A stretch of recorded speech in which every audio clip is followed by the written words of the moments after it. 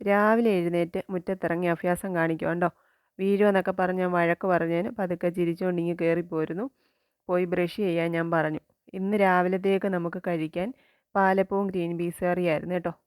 2 ദിവസമായിട്ട് ഇവിടെ ഒരേ പറച്ചിലാണ് പാലപ്പവും ഗ്രീൻ പീസ് കറിയും വേണമെന്നുള്ളത്.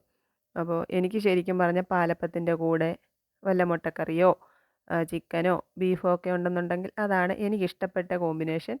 പക്ഷേ മോനിക്കുട്ടന് ഗ്രീൻ പീസ് കറി വേണമെന്ന് പറഞ്ഞതുകൊണ്ട് അതായിക്കോട്ടെ എന്ന് വിചാരിച്ചു. എനിക്ക് ഗ്രീൻ പീസ് കറിയോട് ശത്രുതയൊന്നുമില്ല കേട്ടോ, എനിക്കിഷ്ടമാണ്. പക്ഷേ മുത്ത് ഇവിടെ ഉണ്ടായിരുന്നെങ്കിൽ വന്ന് ചോദിച്ചേനെ, ഓ ഇതാണോ എന്ന്. അവനത്ര പിടുത്തമല്ല കേട്ടോ. അപ്പം ബ്രഷ് ചെയ്തിട്ട് വന്ന് എൻ്റെ കൂടെ പാചകത്തിന് കയറിയിട്ടുണ്ട്. ഇങ്ങനെയുള്ള കിടിപിടി പരിപാടികളൊക്കെ അങ്ങോട്ട് ഏൽപ്പിക്കണം. അവിടെ വന്ന് അങ്ങനെ നിൽക്കും. തേങ്ങാപ്പാൽ ഒഴിക്കാനും മല്ലിയില വിതറാനും കറിവേപ്പില എടുക്കാനും ഒക്കെ മോനുകുട്ടൻ ഇങ്ങനെ മുന്നിൽ തന്നെ ഉണ്ടാവും. സവാള അരിഞ്ഞ് തരികയൊക്കെ ചെയ്യും കേട്ടോ, അത് ഞാൻ പറഞ്ഞില്ല എന്നേ ഉള്ളൂ. അപ്പോൾ പാലപ്പമൊക്കെ റെഡിയായി മോനുകുട്ടന് കഴിക്കാൻ കൊടുത്തു. സ്കൂളിൽ പോകണമല്ലോ. ചായയൊക്കെ ഇട്ട്, ചായയല്ല കാപ്പിയാണ്. നമ്മുടെ മൂത്താപ്പൻ കാപ്പി കുടിച്ചുകൊണ്ടിരുന്ന കപ്പാണ്. അവൻ കോളേജ് കുമാരനായതോടെ അതങ്ങ് മോനുകുട്ടൻ സ്വന്തമാക്കി.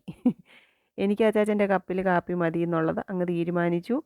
പിന്നെ സ്കൂളിൽ കൊണ്ടുപോകാൻ പാലപ്പവും ഗ്രീൻ പീസ് കറിയും മതി എന്ന് പറഞ്ഞ് അപ്പോൾ ഞാനതെല്ലാം ഒന്ന് എടുത്ത് റെഡിയാക്കി വെച്ചു. ചോറായാലും പലഹാരങ്ങളായാലും കറികളൊക്കെ സെപ്പറേറ്റ് കൊടുത്തു വിട്ടില്ലെങ്കിൽ കാരണവരിവിടെ യുദ്ധം നടത്തും. അത് വീട്ടിലിരുന്ന് ചോറ് വിളമ്പി കഴിക്കുമ്പോഴോ പലഹാരം കഴിക്കുമ്പോഴോ ഒക്കെ ആണെങ്കിലും കറികളൊക്കെ സെപ്പറേറ്റ് വേണം കേട്ടോ. ഓർക്കാതെ ഒന്നിച്ചെങ്ങാനും വിളമ്പിപ്പോയാൽ പിന്നെ ഇവിടെ അടിനാശം വെള്ളപ്പൊക്കമായിരിക്കും. അപ്പോൾ ഞാനും 2 പാലപ്പവും ഇമ്മിണി ഗ്രീൻ പീസ് കറിയൊക്കെ എടുത്ത് മോനിക്കുട്ടൻ്റെ കൂട്ടിൽ നിന്ന് അങ്ങോട്ട് കഴിക്കട്ടെ. ഈ കോമ്പിനേഷൻ ഇഷ്ടമുള്ളവരൊക്കെ വന്ന് കമൻ്റ് ഇടണേ.